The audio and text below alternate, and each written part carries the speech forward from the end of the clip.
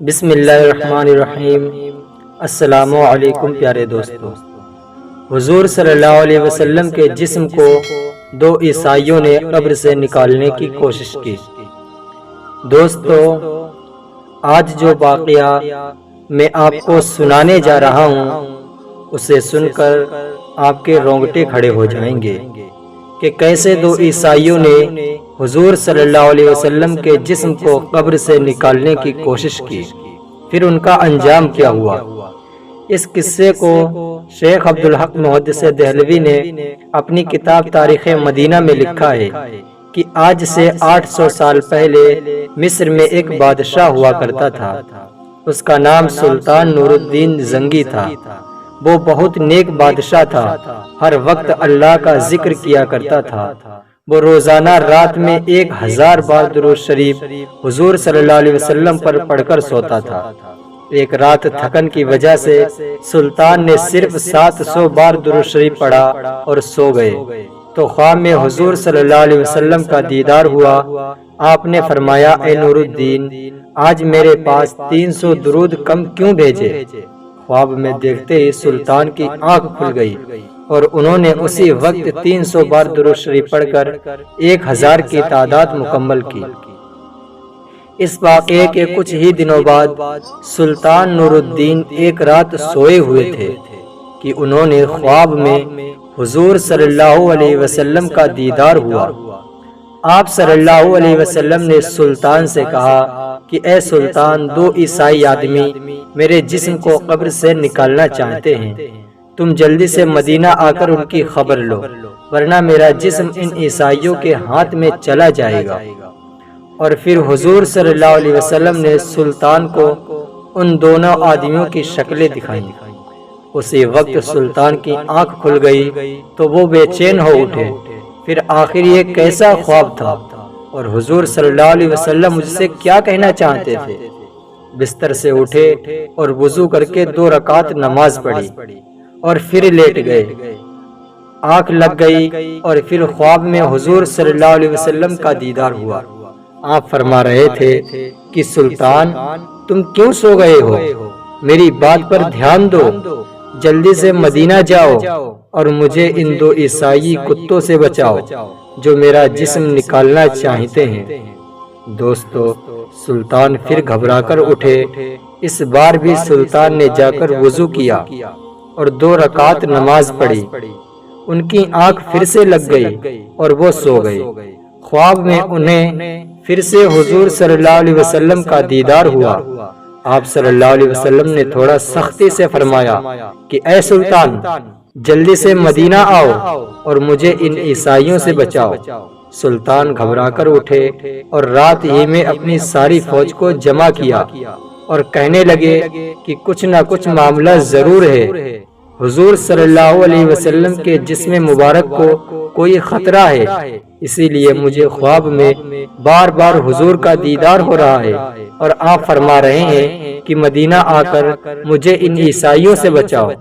سلطان نے اپنا لشکر تیار کیا اور رات ہی میں ایک بڑی فوج کے ساتھ مدینہ کی طرف روانہ ہو گئے۔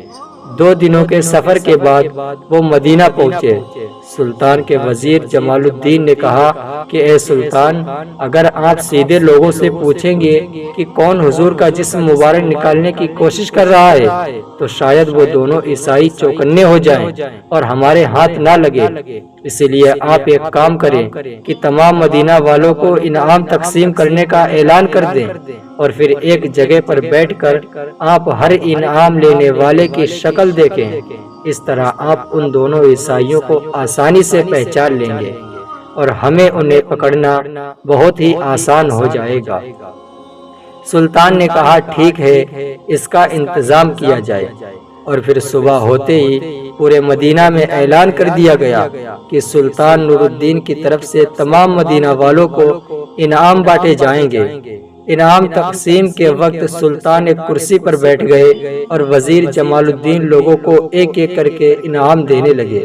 سلطان ہر آنے والے انسان کا چہرہ خوب غور سے دیکھتے تھے، لیکن انہیں وہ 2 انسان نظر نہیں آ رہے تھے جن کی شکل حضور صلی اللہ علیہ وسلم نے خواب میں دکھا کر سلطان سے کہا تھا کہ یہ دونوں مجھے نکالنا چاہتے ہیں۔ دوپہر کا وقت ہو گیا، سارے انعام بٹ گئے، لیکن ان دو عیسائیوں کا کوئی سراغ نہ ملا۔ سلطان نے مدینہ والوں سے پوچھا کہ تم میں سے کوئی بچا تو نہیں؟ لوگوں نے کہا نہیں سلطان، سارے لوگ انعام پا چکے ہیں، اب مدینہ میں کوئی انعام پانے سے نہیں بچا ہے، ہم تمام لوگوں کو آپ کے بانٹے ہوئے انعام مل چکے ہیں۔ سلطان نے کہا نہیں، ابھی دو لوگ بچے ہیں، وہ میرے پاس حاضر نہیں ہوئے ہیں۔ تو لوگوں کی بھیڑ میں سے ایک آدمی نے آگے بڑھ کر کہا کہ ہاں سلطان، آپ ٹھیک کہہ رہے ہیں، ہمارے محلے میں دو اللہ کے بڑے نیک بندے ہیں، وہ اپنے گھر سے باہر نہیں نکلتے ہیں، نہ کسی سے کوئی مطلب رکھتے ہیں، صرف نماز پڑھنے کے لیے مسجد نبوی میں آتے ہیں اور پھر اپنے گھر میں ہر وقت اللہ کی تسبیح پڑھا کرتے ہیں۔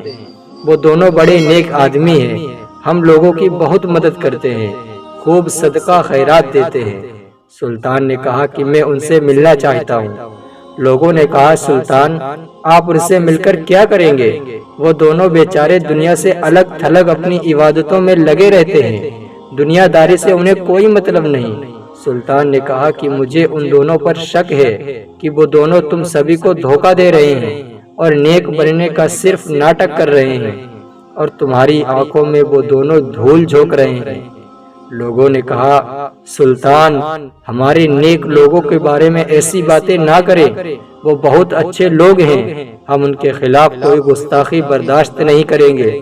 سلطان نور الدین نے جب دیکھا کہ لوگ مخالفت پر آ سکتے ہیں تو انہوں نے مدینہ کے حاکم کو اپنے پاس بلایا اور انہیں ساری باتیں بتا دی کہ خواب میں حضور صلی اللہ علیہ وسلم نے ایسی ایسی باتیں بتائی ہیں، اسی لیے میں ان دونوں آدمیوں سے ملنا چاہتا ہوں۔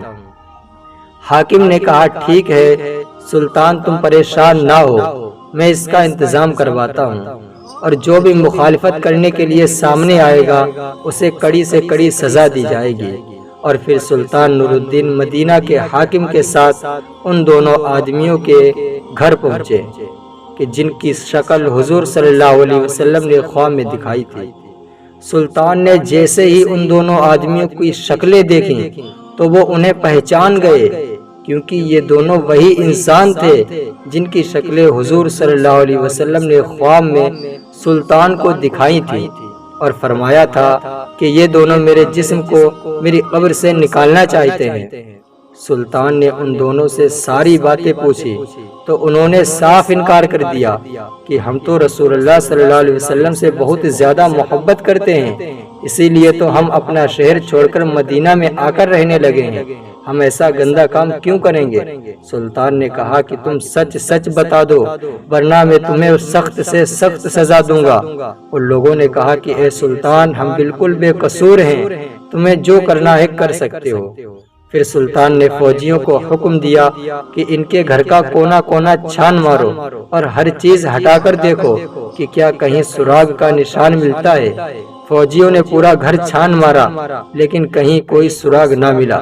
سلطان نے خود اندر جا کر ایک ایک چیز ہٹا کر دیکھی لیکن کہیں کچھ نشان نہ ملا۔ اب تو لوگوں نے بھی کہنا شروع کر دیا کہ اے سلطان، یہ تمہاری غلط فہمی ہے، تم ہمارے اللہ والوں کو کیوں پریشان کر رہے ہو؟ مدینہ کے حاکم نے بھی سلطان سے چپکے سے کہا کہ سلطان، مجھے بھی لگتا ہے کہ تمہیں کوئی غلط فہمی ہو گئی ہے، بہتر ہوگا کہ آپ ان دونوں آدمیوں کو چھوڑ دیں ورنہ لوگوں کی مخالفت بڑھ سکتی ہے۔ سلطان بہت زیادہ پریشان ہو گئے۔ اس کمرے میں ایک مصلی بچھا ہوا تھا۔ سلطان نے مصلی پر کھڑے ہو کر اللہ سے فریاد کی اور سجدے میں سر رکھ کر رونے لگے اور اللہ سے مدد مانگنے لگے کہ اے میرے اللہ، میں ایک انسان ہوں، میرے اندر جتنی طاقت تھی میں نے اتنی کوشش کر لی، لیکن آپ کے پیارے نبی نے فرمایا تھا کہ یہی دونوں دھوکے باز انسان آپ صلی اللہ علیہ وسلم کا جسم نکالنا چاہتے ہیں، لیکن یا اللہ مجھے کوئی سراغ نہیں مل رہا ہے، آپ میری رہنمائی فرمائیں۔ سلطان رو رو کر اللہ سے دعا کر رہے تھے اور مدد مانگ رہے تھے کہ تبھی اللہ کی طرف سے سلطان کے دل میں یہ بات ڈالی گئی کہ اے سلطان، تم نے ان دونوں کے کمرے میں ہر چیز ہٹا کر دیکھ لی ہے، ہر طرح سے تلاشی لے لی ہے، ذرا یہ مصلی بھی ہٹا کر دیکھو جس پر بیٹھے تم مجھ سے دعا مانگ رہے ہو۔ دوستو جیسے ہی یہ خیال دل کے اندر آیا، سلطان تیزی سے اٹھے اور مسلح ہٹا کر دیکھا تو نیچے لکڑی کا ایک پٹرا بچھا ہوا تھا۔ سلطان نے فوجیوں کو حکم دیا کہ یہ پٹرا ہٹاؤ۔ جیسے ہی اس پٹرے کو ہٹایا گیا تو نیچے ایک سوراخ بنی ہوئی تھی۔ سلطان نے فوجی سے کہا کہ جا کر دیکھو کہ یہ سوراخ کدھر کو جاتی ہے۔ فوجی نے اندر جا کر دیکھا تو وہ سوراخ حضور صلی اللہ علیہ وسلم کی قبر تک پہنچ چکی تھی اور حضرت عمر رضی اللہ تعالی عنہ کا انگوٹھا نظر آنے لگا تھا۔ فوجی نے واپس آ کر سلطان کو یہ باتیں بتائی تو سلطان نے ان دونوں عیسائیوں کو گرفتار کروا کر اپنے سامنے پیش کیا اور پھر ان سے پوچھا کہ اب تم سچ سچ بتا دو ورنہ میں تمہاری گردنیں اڑا دوں گا۔ ان دونوں نے جواب دیا کہ اے سلطان، ہمیں عیسائیوں کی طرف سے یہاں مدینہ بھیجا گیا ہے تاکہ ہم مسلمانوں کے نبی کا جسم نکال کر انہیں دے سکیں اور اس کے بدلے میں ہمیں بہت سارا انعام دیا جائے گا۔ اسی لیے ہم دونوں نے اپنا بھید بدلا اور ایک نیک آدمی کی شکل بنا کر مدینہ میں آ کر رہنے لگے۔ خود پر لوگوں کا بھروسہ بڑھانے کے لیے ہم لوگوں کو خوب صدقہ خیرات کرتے تاکہ کسی کو ہم پر شک بھی نہ ہو۔ جب سبھی لوگ رات میں سو جاتے تو ہم دونوں اس سوراخ کو کھودنا شروع کر دیتے اور اس کی مٹی باہر نکال کر قبرستان میں قبروں کے اوپر ڈال آتے تاکہ کسی کو پتہ بھی نہ چلے۔ کل ہمارا کام مکمل ہو جاتا اور ہم رات ہی میں تمہارے نبی کا جسم لے کر اپنے شہر چلے جاتے اور پھر ہم عیسائی تمہارے نبی کے جسم کے ساتھ برا سلوک کرتے اور تم مسلمانوں کو تکلیف دیتے۔ لیکن پتہ نہیں کیسے اے سلطان تمہیں اس بات کی خبر ہو گئی اور ہمارا سارا پلان چوپٹ ہو گیا۔ سلطان نے آگے بڑھ کر ان دونوں کے گریبان پکڑے اور بہت تیز انہیں پیچھے کو دھکا دیا اور پھر وزیر کو حکم دیا کہ ان دونوں کو جانوروں کے ساتھ باندھ کر پورے مدینہ میں گھسیٹا جائے اور پھر انہیں پھانسی کی سزا دے دی جائے۔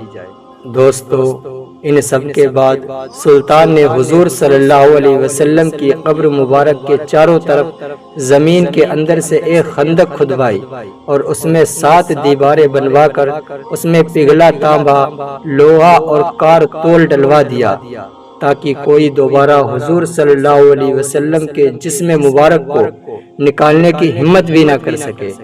کتابوں میں لکھا گیا ہے کہ اس واقعے کے بعد سلطان نور الدین مدینہ کی گلیوں میں رو رو کر اللہ سے کہا کرتے تھے کہ اے اللہ، اتنی بڑی دنیا میں تو نے مجھ جیسے فقیر کو اس عظیم کام کے لیے چنا، اس پر میں آپ کا جتنا شکر ادا کروں کم ہے۔ دوستو اگر ویڈیو اچھا لگا ہو تو ویڈیو کو لائک کریں اور چینل کو سبسکرائب کریں تاکہ ہر ویڈیو کی نوٹیفیکیشن سب سے پہلے آپ تک پہنچ جائے، اور ایک پیارا سا کمنٹ کریں۔ انشاءاللہ ملتے ہیں اگلی ایک نئی ویڈیو میں، تب تک کے لیے السلام علیکم ورحمۃ اللہ وبرکاتہ۔